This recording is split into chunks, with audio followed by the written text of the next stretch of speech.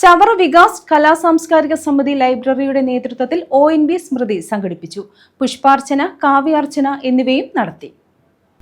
ചവറ വികാസ് കലാസാംസ്കാരിക സമിതി ലൈബ്രറിയുടെ നേതൃത്വത്തിലാണ് ONV സ്മൃതി സംഘടിപ്പിച്ചത്. ഇതിന്റെ ഭാഗമായി ചവറ നമ്പ്യാടിക്കൽ തറവാട്ടിൽ പുഷ്പാർച്ചന, കാവ്യാർച്ചന എന്നിവ നടത്തി. ബാലവേദി പ്രവർത്തകരായ നക്ഷത്ര സുഭാഷ്, ഫെമി വിൻഷ, നിതീഷ് സാക്ക് എന്നിവർ ONV കവിതകൾ അവതരിപ്പിച്ചു.